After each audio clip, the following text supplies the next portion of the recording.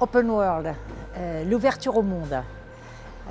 Avec la crise sanitaire et économique globale, je crois que ça s'imposait que le festival L'Europe autour de l'Europe, dirigé par Irena Bilic et pour lequel nous sommes partenaires, est une section originale qui sorte évidemment des frontières de l'Europe, puisque nous avons présenté 8 films de 6 régions du monde différentes et qui nous ont permis d'approcher les peuples, les cultures et le regard qu'ils ont sur eux-mêmes dans une période tout à fait particulière, puisque nous traversons tous la même crise, mais nous ne la vivons pas évidemment de la même façon. On a eu la chance de pouvoir faire toute la semaine au Lincoln. Alors le Lincoln, c'est une salle de cinéma avec laquelle j'avais déjà travaillé. Elle est dirigée par Ghislaine Massé, que j'avais déjà rencontré à l'époque pour pouvoir bénéficier des 7 Parnassiens une fois et puis du Lincoln une autre fois. Je l'ai présenté à la directrice du festival, à Irena, et nous avons fait un partenariat pour le festival de cinéma d'Irena, l'Europe autour de l'Europe. C'est-à-dire que Ghislaine a mis à la disposition d'Irena les salles du 7 Parnassiens et les salles du Lincoln pour les courts-métrages et pour la soirée polonaise au 7 Parnassiens. Depuis son existence, depuis la création de ce festival par Irena Bilic, je le fréquente tous les ans avec grand plaisir, mais ce n'est pas par hasard, aussi parce que Irena Bilic était assistante de mon frère Alexandre Sacha Petrovic, qui est connu bien en France et dans le monde entier, puisque il a fait des films qui étaient soit nommés pour Oscar, soit Grand Prix à Cannes, bon, dont le film culte J'ai même rencontré des Tziganes heureux, les Français le connaissent, et il y a d'autres, et où j'ai pu connaître à tout début Claude Fischer, qui s'est impliqué aussi beaucoup dans ce festival, et je suis contente de constater que là, elle a fait une section très intéressante. Nous avons créé cette Open World, cette semaine un peu originale, dans le cadre du festival, sur le thème du festival, qui était cette année Corps en mouvement. Donc corps en mouvement, on a réfléchi, qu'est-ce que ça veut dire? Les corps, la sublimation des corps, dans la danse, dans le sport, dans l'activité. Ça pouvait être aussi les corps au travail, dans l'effort, les corps sociaux aussi, les mouvements sociaux à l'occasion de révolutions dans certains pays ou à l'occasion pas seulement de révolution, mais de coups d'État, puisqu'on a travaillé sur l'Afrique, sur l'Argentine, etc. Donc on a choisi pour l'ouverture, pour moi tout de suite, corps en mouvement, c'était le tango. Pourquoi? Pas pour montrer de la danse seulement, mais d'abord les corps dans le tango sont sublimes, mais en plus c'est des tangos de rue en Argentine qui ne sont pas seulement de la culture, de l'art, mais qui traduisent un courant populaire. C'est un poète politique, indissociablement, le metteur en scène. C'est formidable, enfin, la relation passé-présent, pour moi, est très typique de l'Argentine. Ça ne se retrouve pas à ce moment-là ailleurs. Je ne sais pas, donc je ne cherche pas à faire des comparaisons. Et je trouve que la musique exprime c'est plus qu'une mélancolie, c'est un poids dont on veut se débarrasser pour vivre. Nous, pas tous, une partie, on cherche pas à se débarrasser du passé, mais on tient à la mémoire. Et on est toujours, encore aujourd'hui, à se battre pour la mémoire et la justice. Voilà, c'est pas forcément de se débarrasser, on est toujours, on est encore toujours là. Bah, en tout cas, moi je suis encore toujours là, c'est cyclique souvent. Et voilà. On s'en sort pas. On s'en sort pas, ça fait 200 ans qu'on est sur la même histoire, depuis les jours de l'indépendance. C'est tragique. Oui, oui.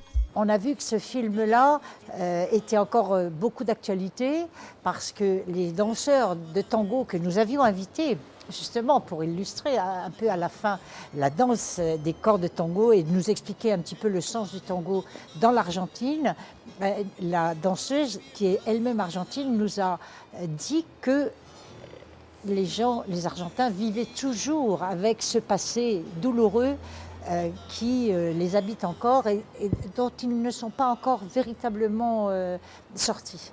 Cantando mi albedrío, y tu cuerpo que era ajeno se hace por un rato mío.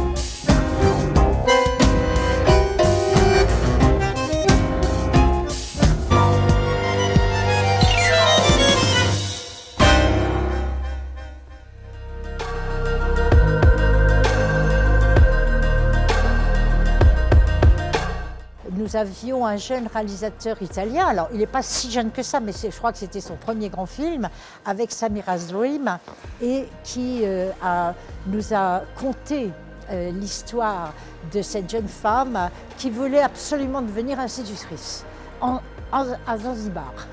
Alors elle s'est battue pendant 10 ans et il l'a suivie pendant 10 ans. Kwanza nataka nisome kwanza nijue baadaye ndo halafu nifanye kazi. À propos de Samir, je crois que c'était en relation karmique. Je crois que je fais le film à cause de elle, qu'elle a décidé de faire le film. Elle m'a choisi, et pas au contraire. Parce que quand j'ai décidé d'aller à Zanzibar, j'ai pris la map, je décide la carte, et j'ai choisi en place le plus loin de Stone Town. Donc j'ai allé à Nongwe, et voilà, j'ai vu des femmes sur un arbre, et ils sont ils sont appelés, et donc j'arrivais, et donc je crois que Samir a décidé tout. Très déterminé. Merci. Et puis nous avions bien sûr parmi nos invités Chloé Aïcha Boro, qui est ma marraine, hein, c'est elle qui m'a surnommée Nanyuma, et qui était la marraine de mon premier festival, une semaine nord-africaine au cinéma. Hein, et qui était bien sûr étalon d'or au FESPACO pour son loup d'or de Balolé. Donc Chloé Aïcha, magnifique évidemment, qui elle ne tarit pas sur ce qu'elle a voulu faire au cinéma avec son film et la carrière qu'elle a découverte en plein cœur de Ouaga, alors qu'elle a vécu là toute son enfance, elle ne la connaissait pas, hein, comme plein d'autres personnes finalement. Donc c'était vraiment impressionnant et moi-même j'ai eu la chance de pouvoir emmener les officiels européens et burkinabés d'ailleurs dans la carrière pour projeter le film en plein air juste après qu'il ait été primé. Et nous avons fait une soirée avec les travailleurs en plein milieu de la carrière qui était formidable.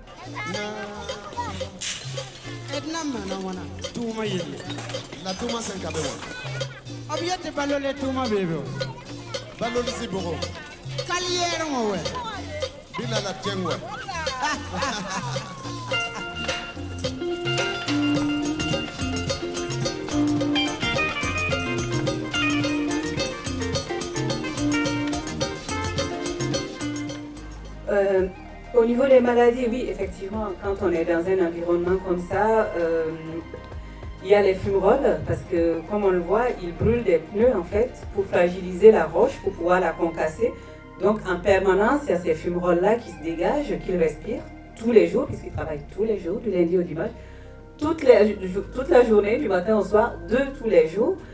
Il y a cette poussière rouge, la poussière de la latérite qui se mélange à la poussière du granit, la poussière grise du granit.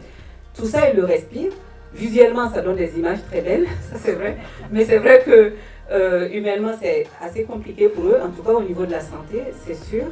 En termes d'espérance de vie, c'est ça qui est assez incroyable, parce que je ne sais pas si vous voyez à la fin, les dames qui sont là, qui ont, parce qu'elles me l'ont dit, parfois 75 ans, parfois 80 ans, parfois 82 ans, c'est des personnes qui cassent depuis, qui sont dans le trou depuis qu'ils sont bébés, qui n'ont pas connu une autre vie que d'être à cet endroit-là et qui ont cassé jusqu'à 75 ans, jusqu'à 80 ans, et tu te dis, mais la capacité humaine d'adaptation est juste assez incroyable. Mais une fois que j'ai dit ça, c'est important pour moi de souligner que je voulais vraiment, à la fois je montre un environnement très très dur, cet univers un peu dantesque là, et à la fois je voulais pas faire un film sur la dureté, même si elle est là et qu'on peut que la voir. Ce que je voulais montrer, c'est ces gens debout et toute la dignité qu'ils ont malgré tout. C'est parce qu'ils sont tellement pas ça. C'est-à-dire que même si j'avais été une cinéaste un peu tordue qui s'était dit tiens, c'est le plus vendeur de faire un film un peu misérabiliste pour dire regardez comment c'est dur, regardez leurs conditions, et que j'avais voulu faire mon pain là-dessus, j'aurais même pas pu, parce que c'est pas du tout ça qu'ils sont, c'est pas du tout ça qu'ils dégagent. Et c'était important pour moi à la fois de montrer cette dureté qu'ils vivent, qui n'est même pas ce qu'ils font, c'est ce qu'ils sont en fait.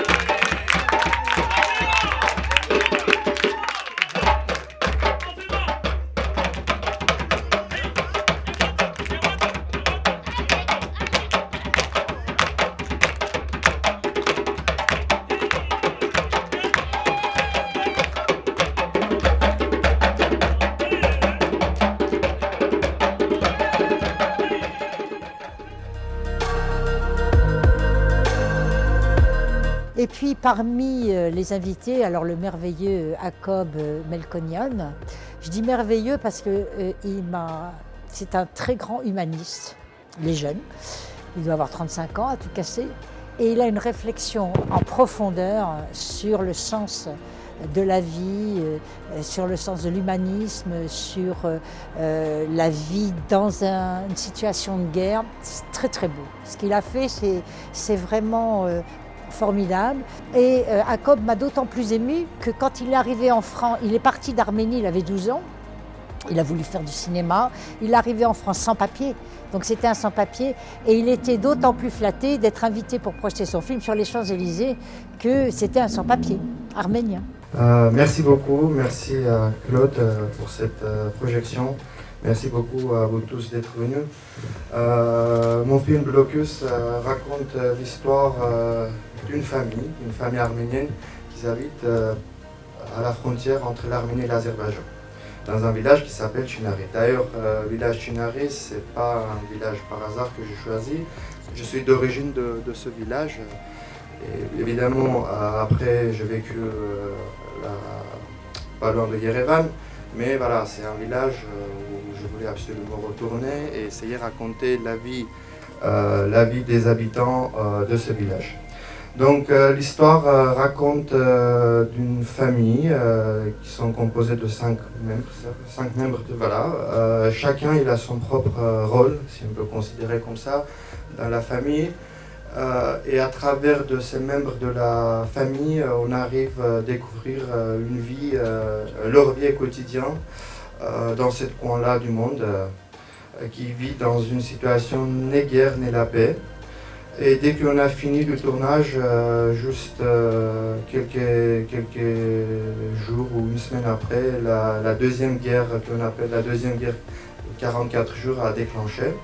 Donc j'ai fini le film, la post-production c'était début septembre, avec l'étalonnage, tout ça, Jérôme 2020, septembre 2020, et 27 septembre 2020, on a eu le déclenchement de la deuxième guerre. On parle de la guerre, quand j'allais dire elle est déclarée au niveau des médias, mais en fait cette guerre a été invisible et c'est présent dans le film, elle rôde, elle est tout autour. Et en fait, il y a eu une cristallisation qui s'est faite fin 2020 et dont les médias ont relaté les faits. Mais en fait, la guerre, elle est permanente. C'est simplement une guerre larvée, des snipers embusqués. Et quand vous vous levez le matin, comme c'est bien montré dans le film, et qu'une famille totalement comme une autre famille, quoi, qui habite un village, qui veut simplement vivre, risque sa vie chaque jour. Voilà. Simplement, ça, c'est extraordinaire, mais c'est inscrit dans leur ordinaire. C'est ce que Akov, je trouve magnifiquement, a essayé de montrer.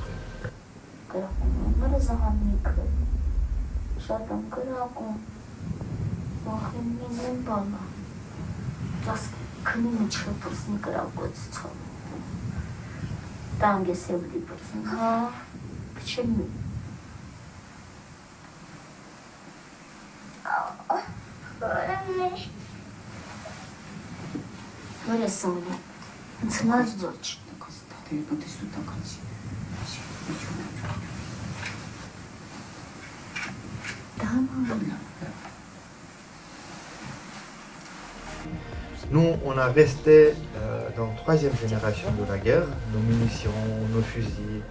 Donc si vous voulez, c'est la Kalash contre les drones. Donc Kalash, c'est troisième génération, et des drones, c'est cinquième. Imaginez-vous, avec des Kalash, taper un drone qui est de 2 km, qui envoie ses bombes en fait. Et j'ai oublié de parler de la solidarité en acte avec la levée de fonds pour les enfants réfugiés de l'Arménie. Il y a plus de 80 enfants aujourd'hui en liste d'attente et en attente d'être scolarisés. Donc il faut répondre ici à un double enjeu. D'abord l'éducation de ces enfants et notamment pouvoir libérer du temps aux parents pour qu'ils puissent chercher de l'emploi et ainsi pouvoir s'intégrer en Arménie. Donc l'objectif est le suivant, pouvoir rénover un des 3e bâtiments de la crèche à disposition qui permettrait complètement l'accueil de ces enfants puisque la commune dispose déjà du personnel enseignant pour ces enfants. Le problème, c'est le budget qui est de 35 000 €. Jusqu'ici, on a pu nouer différents partenariats, notamment avec SOS Chrétiens d'Orient, SPFA, un réseau protestant au soutien de l'Arménie, avec la ville de Vincennes, avec qui on est en ce moment en dialogue, avec l'œuvre d'Orient et un grand nombre de particuliers. On bénéficie sur place du soutien de l'HBU, qui est la branche principale de l'UGAB, donc une association qui bénéficie de la compétence technique et de la connaissance du terrain pour pouvoir assurer la continuité des travaux et la réalisation de la collecte des fonds tout en bénéficiant de la déduction fiscale. Et grâce à tous ces partenaires, on espère que d'ici la fin 2021, on pourra réunir la somme manquante et enfin pouvoir commencer les travaux d'ici janvier 2022. Donc j'espère qu'avec votre soutien, avec le soutien d'Entretien Européen, avec le soutien de cette belle journée, de cette belle soirée arménienne et de ce festival, on pourra mener à bien ce projet.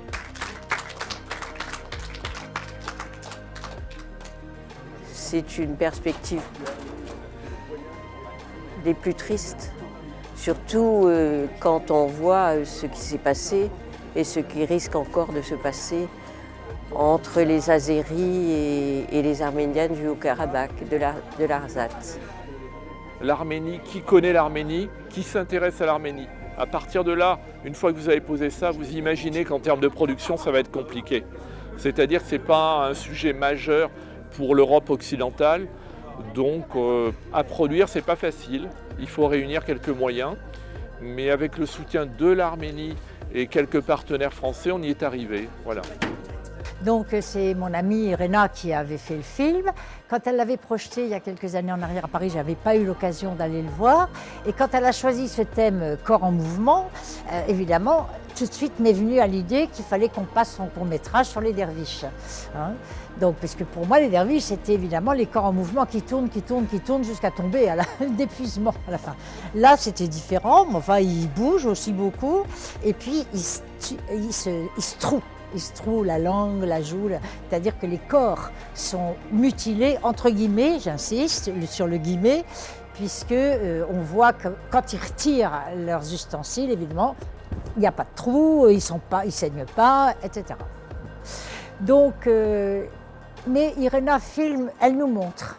Elle ne juge pas, elle nous montre. Le but en fait, ce qu'ils font ici, c'est ils considèrent que c'est par la respiration, et donc d'où cet exercice. L'exercice est très très réglé. C'est-à-dire que vous avez au début, vous avez remarqué, ils bousculent de gauche à droite, ensuite c'est de droite à gauche, ensuite c'est avant, après. En fait, il faut conditionner son corps pour que la respiration anesthésie pratiquement toute douleur, en fait, tout organe, et qu'on puisse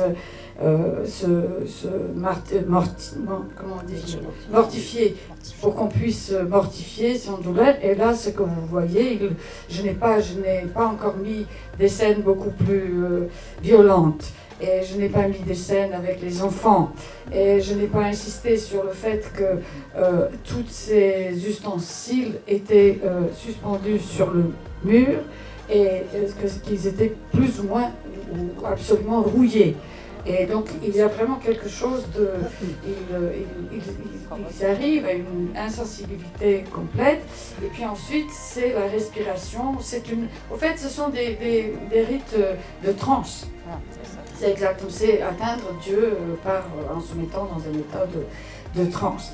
Et donc voilà, ça se trouvait, ce sont des pratiques régulières, elles ne sont pas hors la loi, mais bon, elles ne sont pas trop mises en avant. Pourquoi vous voyez bien que c'est très étrange qu'ils m'acceptent là, dans cet endroit, mais ils m'ont accepté parce que, au fait, ils sont fiers.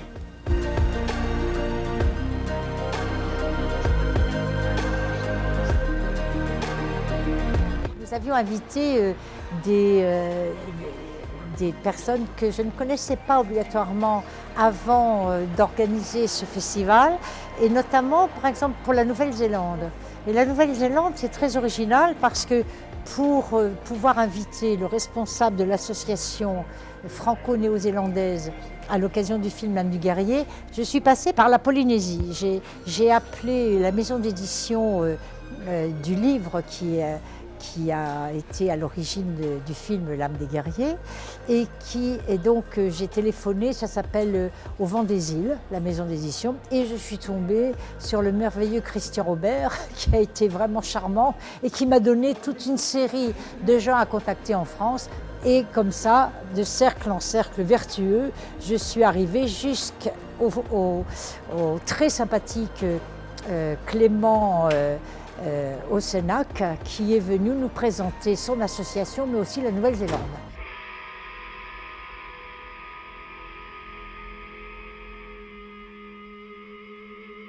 Je pense que c'est ça aussi un peu la morale, c'est finalement ce sont elles les plus fortes. Parce que si on regarde un peu ces personnages, Jack la bête,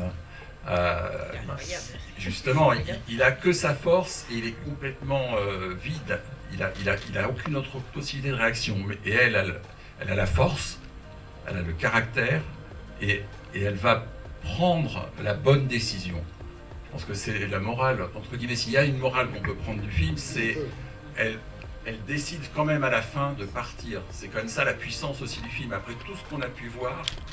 Il y a énormément d'Iwi en Nouvelle-Zélande. Il n'y a pas une tribu. Alors il y en a qui sont plus grandes, d'autres qui occupent plus de territoire que d'autres. Et d'ailleurs, les Maoris savent très bien de quel Iwi ils viennent. Ils vont donner effectivement très souvent là où les Iwi viennent quand on peut parler avec eux. Mais par contre, on a clairement ici une fille qui venait d'une Iwi très certainement relativement importante, qui a un statut social. Alors encore une fois, elle le décrit à la fin quand elle explique que c'était des personnes qui avaient du mana, c'était des personnes qui avaient de l'honneur, etc.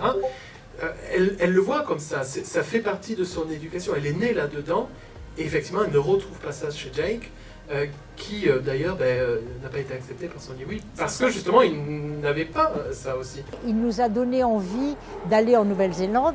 Il a lu un texte d'une néo-zélandaise qui s'appelle Jackie, j'ai oublié son nom de famille, qui était un très beau texte sur le film, et il est venu avec 2 amies néo-zélandaises anglophones qui ont chanté le chant des Néo-Zélandais devant la salle de cinéma, donc c'était vraiment sympathique.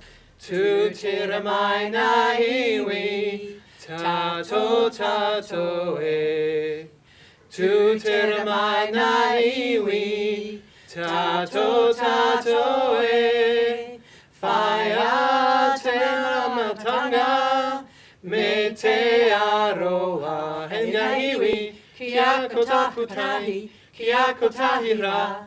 Tato tato e, tato tato e, hi hawa hey.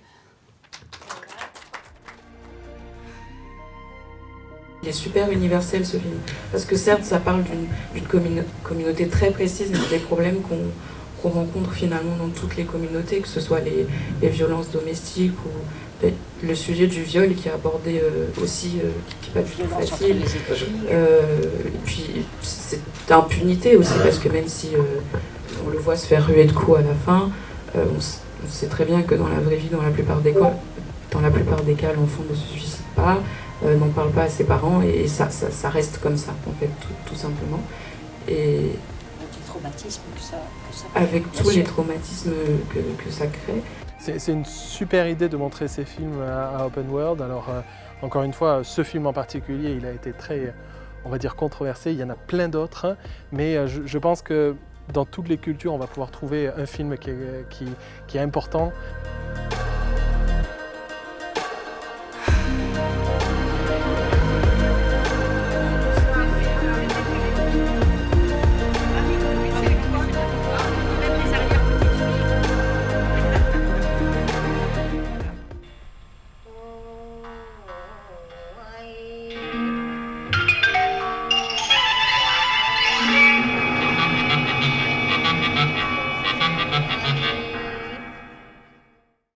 Dans le film La femme insecte qu'on a vu aussi dans le cadre du festival, un grand film d'Imamura, la violence est omniprésente dans les relations, dans la famille, dans les relations des pauvres gens avec les moins pauvres, dans les relations ruralité-ville, enfin donc toutes les relations étaient traversées par de la violence, et ça se termine là aussi en beauté, puisqu'on voit la femme qui a fui sa campagne pour s'en sortir, qui se prostitue, qui dirige même une maison close, revenir vers sa fille qui elle reste à la campagne et qui s'élève dans les cieux en perdant son sabot dans la boue.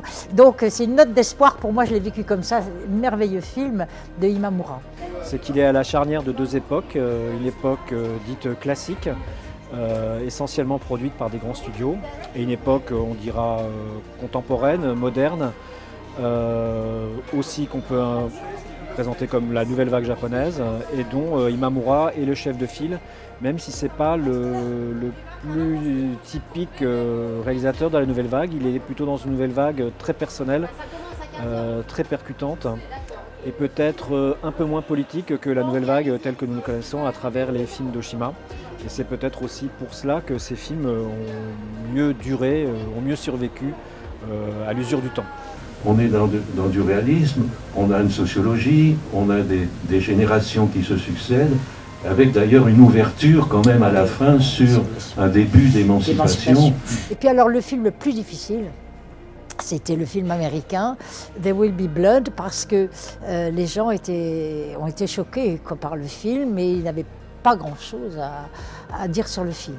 Ils étaient sous le choc. Alors, entre ceux qui ont trouvé que les personnages étaient tous méchants, mauvais, méchants, et ceux qui voulaient absolument voir une once d'humanité dans les personnages, et qui trouvaient que finalement, il y avait quand même un type qui aimait bien son fils, qui aimait bien sa femme. Enfin, tout le monde recherchait un petit peu d'espoir et de positivité dans une dénonciation du metteur en scène, quand même, de la puissance et de la domination dans une période de développement, d'industrialisation avec l'arrivée du pétrole aux États-Unis, qui était quand même un peu la face noire de cette période américaine. Pourquoi notre sujet pétrole aujourd'hui, avec un film comme ça qui appelait beaucoup d'autres discussions, c'est parce qu'on est au lendemain de la COP26, Tous les États se sont engagés dans les mots à supprimer ou à réduire, à ne plus exploiter en tout cas le pétrole. Et mon ami Samuele a fait un livre que j'adore le titre, puis j'adore les provocations de toute façon, Vive les fossiles, au moment où tout le monde nous dit qu'il faut réduire sans doute les fossiles, mais où personne ne le fait. Et on s'acharne à essayer d'opposer deux énergies décarbonées, les ENR et le nucléaire, comme si le reste n'existait pas dans la politique énergétique. Donc, deux petits mots là-dessus. La politique énergétique, c'est produit avec 90% dans le monde, plus de 80% de fossiles. Même en France, c'est encore 85% en moyenne européenne. Moyenne européenne, 85%, 75% encore en France.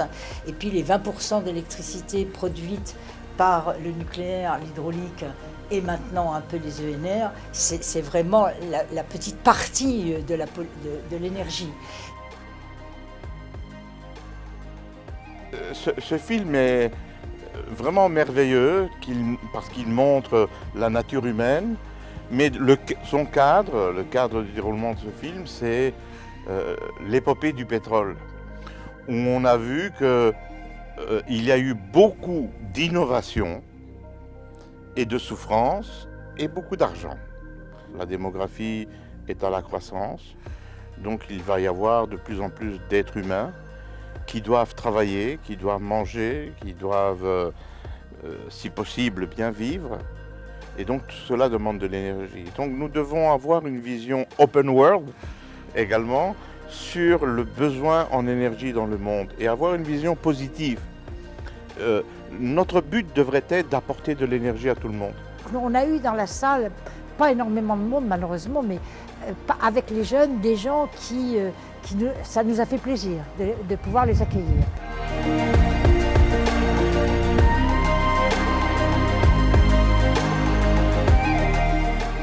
J'ai voulu offrir le buffet africain, d'autant plus qu'on avait 2 films ce soir-là.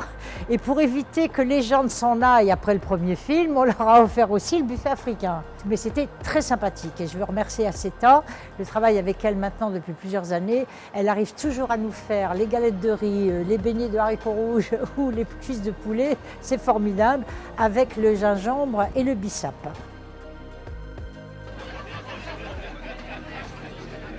La semaine a été très réussie et elle nous a donné envie de poursuivre et de créer un ciné-club.